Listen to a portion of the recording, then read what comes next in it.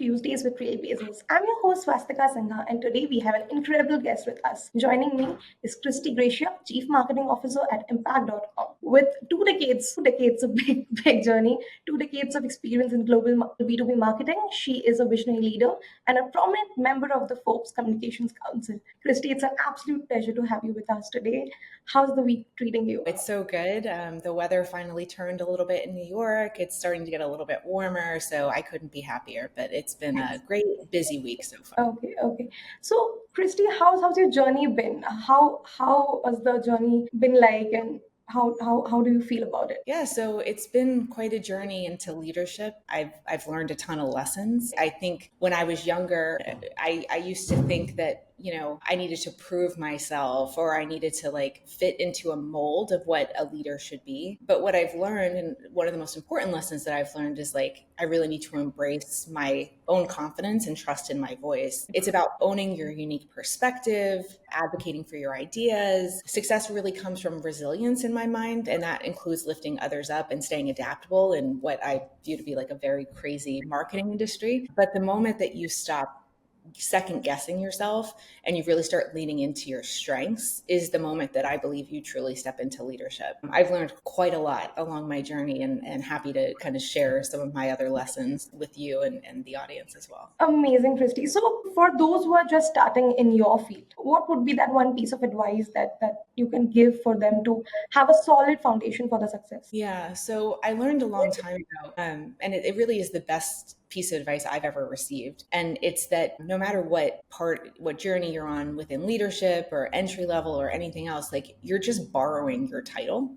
It doesn't belong to you, it belongs to the company, right? So don't let it define you, and don't let your career define you. It also reminds me that there's a life, beyond work, right? I'm a daughter, I'm a sister, I'm a mom, and an artist, an aunt, and then I'm a CMO, and I can be replaced, and this title can be given to someone else at any time. It also reminds me that I need to work hard to deserve that title every day, but not to, define myself by it, if that makes sense. Amazing. So what defines success as a leader? How do you define it? How that definition comes from your end? Has it evolved any time in your career? Yeah, I did have a different view of success as a leader as I do now, but now in my stage of my journey, I'm learning that a great leader really empowers and elevates others. So a great leader doesn't just achieve personal success, although that's a big part of it, but they lift others up with them.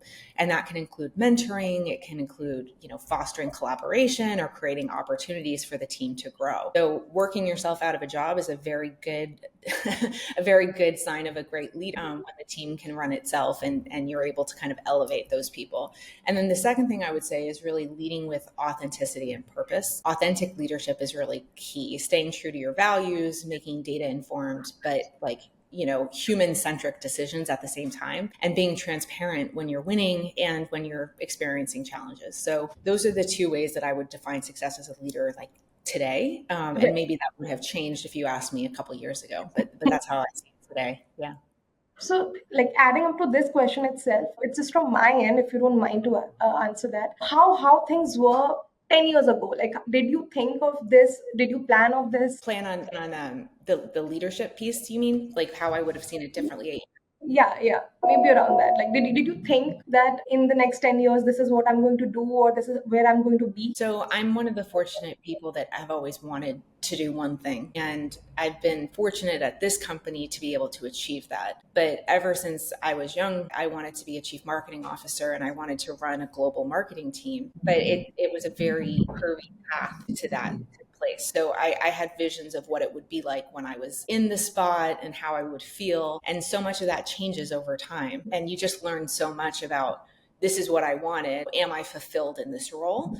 Or is there something else I need to add? Just getting the title is not fulfilling in itself. And so I'm learning how to be fulfilled and how to be a strong leader, and to not, again, let myself be defined by that title. Amazing. This is a little technical, or not technical, hybrid and remote work is something, it's becoming a new norm now. So how companies ensure women in leadership remain visible and also have the continuity to have equal growth opportunities? Yeah, I feel like organizations and industries can better support women in general by really amplifying their their voice and ensuring that they have a seat at the table. And it means prioritizing female leadership and hiring decisions, giving women opportunities to spearhead major initiatives in the company, and actively increasing presence on things like conference stages and panel discussions. And while representation at industry events has improved over the past 2 decades, I can say that for sure, I really feel like more progress is needed. And true innovation comes from having diverse perspectives. And we should be intentional that women are not just part of the conversation, but also leading it. Right.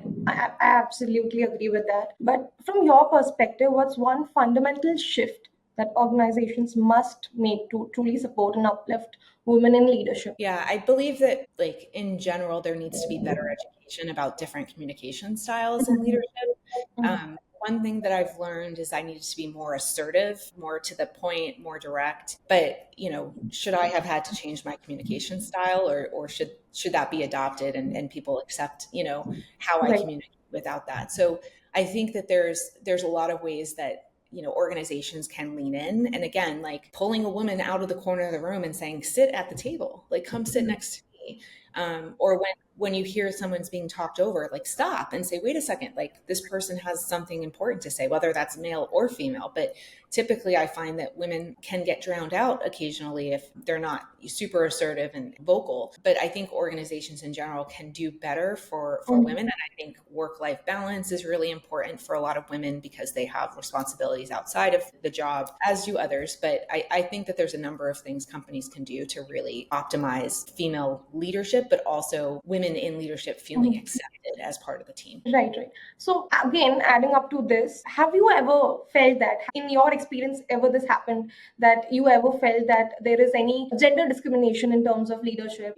Yeah, I have. So I think some of the challenges that I've faced, I started working back at a time when there was no Me Too, right? There was heavy focus on making a women's experience more pleasant. That wasn't a topic of conversation. And so I was definitely affected by bias throughout my career. I think the biggest one that affected me, and it's very common, is this likability, respect, double bind. So for example, women who seem too likable are not seen as powerful, or women who are too authoritative don't seem warm. They also may seem less likable if they act like a leader, but taken less seriously if they're likable, right? And it doesn't really affect men, but it affected me because I try to be likable. But the problem is you're seen as personable and not necessarily powerful. So I learned to identify bias early on, and I'm trying my best to call people on it in a very respectful way. I don't believe that people intentionally have these biases, and they come from women as much as they come from men. But we all have them. We all have these biases. So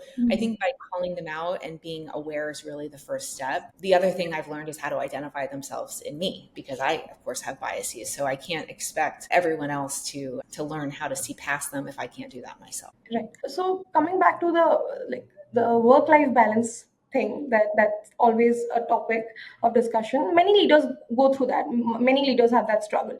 How do you manage it, and what advice would you give to women to juggle both successfully? Yeah, I think the first step is to be honest and transparent about your responsibilities outside of work and share them with other leaders. I don't think it's a weakness that certain times I may have to leave to go pick up my children and I can't be a part of a meeting. I think that there are plenty of men who experience that also. But I think the important part about work-life balance is knowing the company can only do so much, right? They can appreciate that you might have to leave early. They can appreciate that you might need a day off or you're working too hard, but it's up to you as a person to really set your standards when it comes to work.